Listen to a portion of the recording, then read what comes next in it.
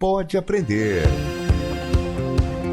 O Pode Aprender é o seu espaço para debater temas importantes para a educação básica brasileira. Uma realização da Aprende Brasil Educação. Olá, eu sou a Danaí Búbalo e trago comigo mais um episódio do Pode Aprender, o nosso bate-papo qualificado sobre a educação básica brasileira. Uma boa oportunidade para a troca de ideias e muito aprendizado. Seja na sua casa, no carro, no alto-falante ou no seu fone de ouvido. Vamos juntos?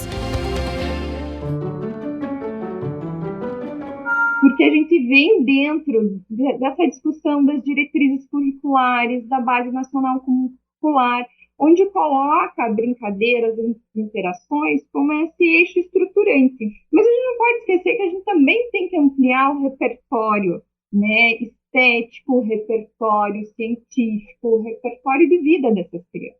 Se você agora trouxer uma criança na sua mente e pensar nela se movimentando, vai ser difícil você não associar ao sorriso, né? Porque o movimento traz alegria. Esse lúdico, esse encantamento produz aprendizagem. Livro aberto. Ao entrar no mundo da educação, a criança passa a entender o que acontece ao seu redor, conhecer a si mesma e aos outros. É uma fase de aprendizado intenso, de compreensão do espaço em que está inserida e da construção das primeiras relações sociais.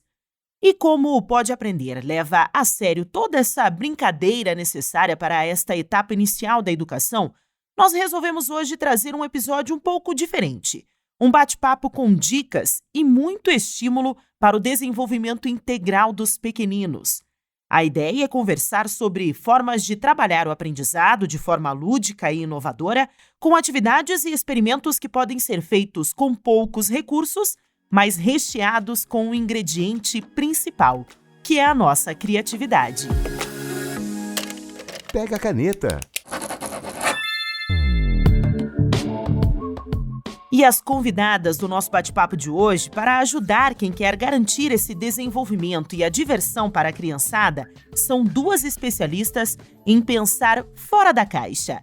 A pedagoga Aline Pinto, autora e produtora de livros de literatura infantil e materiais didáticos com ênfase em formação de professores. Ela é autora da coleção da Educação Infantil da Aprende Brasil Educação. Em Curitiba, no Paraná, já atuou como professora, pedagoga e diretora de escolas e centros municipais de educação infantil, além de fazer a assessoria pedagógica para várias regiões do país. Aline, muito obrigada por aceitar o nosso convite. Seja muito bem-vinda ao Pode Aprender. Olá, pessoal. Agradeço a oportunidade e vamos lá para esse bate-papo. E também a Débora Teixeira, que é professora e orientadora pedagógica do município de Duque de Caxias, no Rio de Janeiro, graduada em pedagogia, especialista em educação infantil e em digitalizar ideias. Ela é coordenadora do projeto Pedagogia Sem Verba, criado por ela para auxiliar os professores de todo o Brasil por meio das mídias digitais. Débora, muito obrigada também por aceitar o nosso convite e também seja muito bem-vinda ao Pode Aprender. Eu que agradeço por ter sido lembrada e receber esse convite. Obrigada. É fato que a brincadeira sempre está muito presente nas atividades da educação infantil e também nos anos iniciais do ensino fundamental. Então eu gostaria de saber da Débora e da Aline o que os pequenos desenvolvem com essas atividades lúdicas realizadas nesta importante etapa da educação básica, no início dessa educação. A gente pode começar pela Aline. Olha só, a brincadeira, na verdade, ela é um eixo estruturante do currículo da educação infantil, né? As brincadeiras junto com as interações. Então, falar em educação infantil é algo intrínseco de falar de brincadeira também, né? É algo colado. Não existe como falar de currículo de educação infantil sem falar de brincadeira. A brincadeira ela não pode assumir um papel secundário. Ao contrário, né? Como já diz o nome, é um eixo estruturante. Todas as ações da educação infantil precisam perpassar pelo lúdico. E para você, Débora, qual que é a importância, então, desses desenvolvimentos nessa fase inicial da educação? A brincadeira na infância é uma linguagem, né? É por meio de experimentar, de viver, e, sobretudo, de expressar aquilo que sente. Que muitas vezes pode faltar alguma palavra ali no vocabulário, alguma compreensão, mas através do brincar, a criança enxerga, experimenta e também expõe o que sente sobre o mundo, sobre a vida. Bom, é fato, Aline, que a criatividade também é uma matéria-prima, né? É a matéria principal do seu trabalho. Eu gostaria que você falasse também sobre a importância de criar e inovar sempre dentro da sala de aula, né, para estar conectada com essas crianças. Como que os nossos ouvintes, os professores, podem encontrar essa inspiração diária? Ah, legal. Olha só, gente, quando a gente fala de criatividade de criança, não é à toa que o prefixo dessas duas palavras são iguais, né? Falar de criança é falar de criatividade, é falar de brincadeira, é falar de inovação. E para que a gente tenha essa prática criativa, essa prática que vai além, que extrapola, eu acho que a primeira premissa é escuta, né? Como a Débora bem falou, a brincadeira é uma linguagem essencial da infância. E para a gente estar em sintonia com essa linguagem, é essencial que a gente escute as crianças, que a gente escute, e não é só essa escuta ali que a gente vê, essa questão, né, do ouvido, ultrapassa isso. É uma escuta sensível, é um olhar atento, é um estado de presença. A partir do momento que a gente escuta as crianças, que a gente está em sintonia com a curiosidade da criança, a gente tem caminhos muito bem definidos, né, na nossa prática. E aí eu já retomo também a fala da Débora, quando ela fala dessa questão da impressão, né? A gente tem muitas discussões sobre isso, porque a gente vem dentro dessa discussão das diretrizes curriculares, da Base Nacional Curricular, onde coloca brincadeiras e interações como esse eixo estruturante. Mas a gente não pode esquecer que a gente também tem que ampliar o repertório, né, estético, o repertório científico, o repertório de vida dessas crianças. Então, assim como fazer esse link de ampliação, e a gente trabalha muito aqui com essa situação do material didático, da literatura infantil, nessa vertente que a gente amplia repertórios, né? Então, essa impressão, como disse a Débora, ela pode ser um convite. Ela nunca é algo fechado em torno dela. Antigamente, a gente tinha materiais didáticos ou atividades, enfim, uma prática voltada para atividades que eram mais fechadas, né? E aí, sim, a gente tolhia a criatividade, porque a gente não escuta essa criança. A gente não escuta o que ela quer aprender, o que ela quer descobrir. E, ao contrário, a gente já sabe que o caminho é esse. O caminho é a escuta, o caminho é essa atenção, o caminho é dar espaço para a brincadeira e para as diferentes linguagens. E aí, a partir disso, entra esse olhar intencional e criativo do professor, que não está só relacionado com a questão de grandes tecnologias, de inovações que estejam relacionadas, né, à robótica, à tecnologia, ao computador. Lembrando que a gente não pode também extinguir isso da vida das crianças. Mas a criança está numa fase em que ela precisa experimentar, ela precisa vivenciar. Isso tudo perpassa pelo corpo, perpassa pelos sentidos. Bom, no início aqui do nosso programa, eu apresentei a Débora e eu citei que ela é uma das coordenadoras do projeto Pedagogia Sem Verba. Então, Débora, eu gostaria que você comentasse um pouquinho para nós como que funciona o projeto, por que teve essa ideia, né, de estimular os professores com as suas criações. Fala um pouquinho para a gente sobre o Pedagogia Sem Verba. Eu entrei no mundo digital, vamos dizer assim, por perceber na escola que eu acabava fazendo muitas coisas que facilitavam o meu trabalho e também estava sempre trazendo algo novo para as crianças. E os professores enxergavam isso de uma maneira muito positiva e acabavam vindo aprender comigo. E eu comecei a divulgar as minhas vivências em sala de aula, na minha plataforma principal, que foi inicial no Instagram. Aos poucos, eu comecei a perceber que algumas professoras gostariam muito de realizar algumas propostas, mas alegavam dificuldade em questões manuais mesmo, ali, aquelas técnicas manuais. Achavam que isso era um fator limitante para executar algum tipo de ação, seja na educação infantil ou fora dela. E aí eu pensei em digitalizar, como alcançar, como ter uma ideia aqui, uma sugestão que funciona com os meus alunos e fazer com que essa professora consiga imprimir ou consiga reproduzir exatamente o que eu produzi aqui, né, no meu cantinho. E eu comecei a digitalizar as minhas ideias. O meu primeiro conflito é que hoje, sobretudo falando sobre educação infantil, é que imprimir, né, papel e imprimir é automaticamente associado a uma prática tradicional ou uma prática que não está prevista nos documentos de orientações para essa etapa, né, da educação. E o meu grande dilema e a minha constante pesquisa, e hoje um grito, né, uma bandeira que eu levanto, que sim, é possível imprimir e promover experiências, sim, é possível imprimir e promover interação, vivências, experiências, é possível, mesmo a partir do imprimir. É óbvio que a gente precisa ter um olhar lúdico, como a Aline já falou, priorizar o brincar, sobretudo, mas ainda assim é possível também imprimir. Bom, os nossos ouvintes, Aline e Débora, eles estão super acostumados aqui com o Pode Aprender, porque a gente sempre traz dicas, né, sugestões. Eu gostaria que vocês comentassem algo que possam estimular os nossos professores e também trazer alguns exemplos de algumas atividades práticas das experiências de vocês, que vocês tiveram ao longo da trajetória de vocês, que impactaram os seus alunos e que também podem ajudar no desenvolvimento das crianças futuramente aí com os professores, com os ouvintes que vão se inspirar aí nas dicas de vocês. Quais são as suas dicas, Débora? Quero já começar dizendo que o meu ponto de partida é de professora de chão de escola pública. E por que eu falo isso? É importante sinalizar isso. Porque as ausências são muito constantes, né? Não só de recursos materiais, como outras.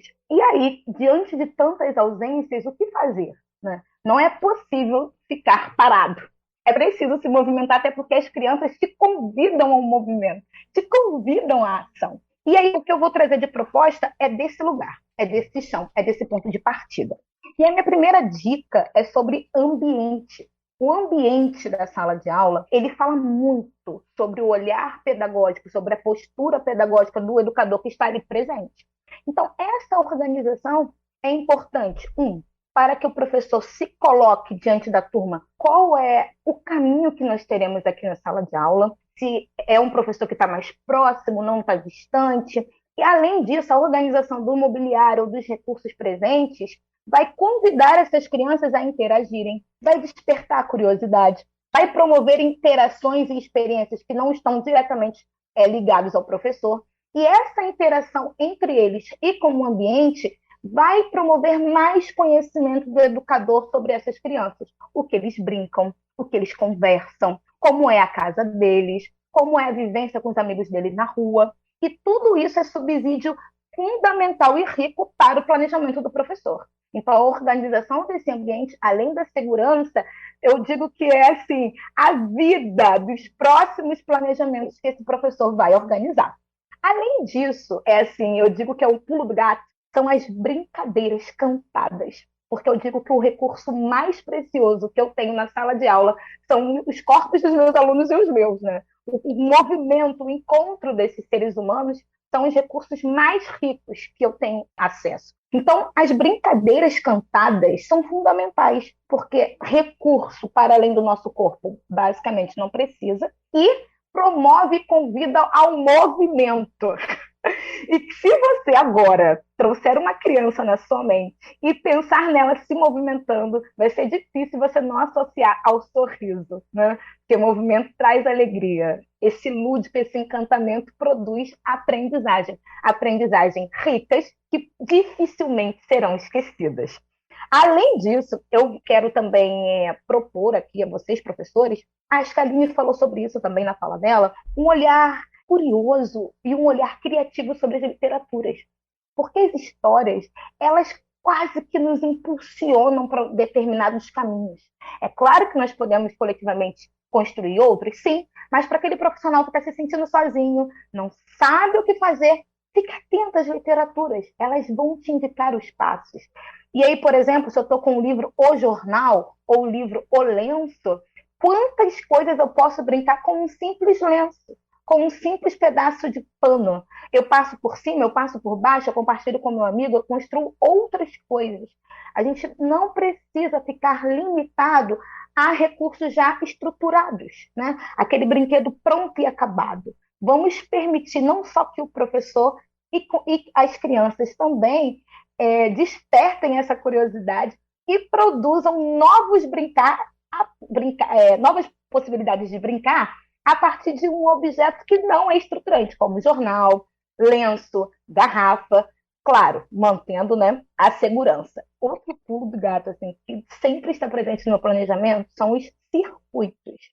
Porque os circuitos, você pode utilizar o mobiliário que tem na sua sala de aula, ou até mesmo as próprias crianças, de maneira que as crianças precisam sair de um ponto a chegar a um outro determinado ponto, pelo objetivo que você, professor, ou juntamente com o seu grupo determinar, e até chegar nesse ponto final, ele vai passar por algum obstáculo. Pode ser por baixo da mesa, por cima da cadeira, ao lado do amigo, passar perto do braço direito do amigo ou perto do braço esquerdo do outro colega. Você pode enriquecer esse circuito com diversas estratégias para alcançar o seu objetivo. Ou, por exemplo, nesse circuito você vai precisar pular somente nos pontos vermelhos traçados no chão, ou nesse circuito você vai precisar jogar, arremessar todas as bolas que tem a letra A. Enfim, o objetivo você, professor, que vai traçar. E para finalizar aqui a minha fala, porque eu sei que eu me estendo um pouco, eu quero convidar você, professor, professora, que esse é o verdadeiro pulo do gato, é explorar os espaços fora da sala de aula. E é interessante que a minha fala aqui não fala de um recurso impresso ou de um recurso comprado, mas só com essas poucas sugestões, você já tem uma semana aí com momentos, pelo menos momentos agitados, bem enriquecidos. Explore a sua o mundo externo da sua sala de aula. E aí, às vezes, eu escuto muito alguns professores dizendo, mas a minha escola não tem nenhum espaço externo. É um prédio, eu só tenho a minha sala. Tem outras salas também. Como são as outras salas dos outros alunos? Alunos maiores ou alunos menores? Explore, investigue, desperte em você aquilo que seus alunos já são. Olhe para eles e busque esse lado aí curioso e criativo, porque eles já estão diante de vocês. A gente também precisa aprender com eles. E quais são as suas inspirações, Aline? Então, vamos lá, pessoal. Acho que a minha dica vai para uma conexão com a natureza, para desemparedar as crianças, né? A gente fala muito em sala, em espaço, em escola da infância, mas essas crianças precisam, e todas as pesquisas, toda a ciência tem nos apontado isso. Elas precisam se conectar com a natureza. E a natureza, por si só, é um grande potencializador da criatividade da criança. Então, nesse sentido, a gente precisa, como diz bem, né, a minha colega aí, Débora, ocupar os diferentes espaços. Isso aí mesmo, às vezes, inclusive do espaço escola, instituição. Às vezes tem uma praça, claro, lembrando dessa questão da segurança, das autorizações, mas ocupar o entorno, né, para que essas crianças tenham acesso ao que é público. Então, dentro desse sentido, eu quero fazer uma analogia com algo que geralmente a gente encontra nas escolas de infância, que são as quadras, as caixas de areia. Né? Quando você vê a areia, que é um recurso super potente, que as crianças adoram, às vezes elas são super subutilizadas. Né? A gente vê lá meia dúzia de brinquedos ali, de baldinho, de casinha, e as crianças que correm, às vezes, ali nesse espaço, mas sem uma intencionalidade, sem uma curiosidade, sem uma exploração a fundo do que as crianças poderiam ser e viver aí nesse espaço. Então, a minha dica fica para a gente olhar esse entorno e pensar, por exemplo, em relação à areia. O que a gente poderia fazer criativamente nesse espaço? Que materiais a gente poderia potencializar para criar contextos em que as crianças descubram, aprendam e se desenvolvam. Vou dar algumas sugestões aqui de materiais mais de largo alcance. O que é isso? Né? Um material de largo alcance, ele pode ser o que for, o que a criança quiser dar de intenção para ele. Então, um funil, por exemplo, em que a criança possa brincar ali de perceber que algumas pedrinhas não vão passar, que uma areia molhada é diferente de uma areia seca. Ela pode estar fazendo todas essas investigações, mas esse funil pode virar um chapéu na mão da criança. Pode virar um instrumento de empilhar. Então, a descoberta é feita pela criança no tempo, no ritmo dela. Então, a gente pode pensar em quais materiais a gente pode enriquecer um contexto dentro da areia. Aqui eu falei o funil, mas os outros materiais a gente não pode angariar até com a ajuda das famílias, dos outros profissionais da educação. Vamos lá, peneira, tubos ali do papelão, do papel toalha, o próprio rolinho de papel higiênico, isso tudo pode estar disponibilizado de uma maneira estética, de uma maneira a convidar as crianças a explorar. Uma colher de café e uma colher de madeira te convoca a uma diferente interação. Vamos fazer bolos, então, dentro dessa areia. A criança fazer o bolo com a forminha do baldinho ou com uma forma de bolo, realmente, é diferente. E aí vem, por exemplo, os elementos da natureza para agregar também, os gravetos, as folhas, as pedras, as folhas secas, que podem ser coletadas do chão para as crianças. Então, a gente tem a natureza como, um espaço infinito de possibilidade de exploração. Eu quis aqui fazer só um adendo para repensar com vocês, por exemplo, a areia. Esse mesmo contexto pode ser repensado para diferentes espaços dentro da educação infantil. Vamos lá, um corredor.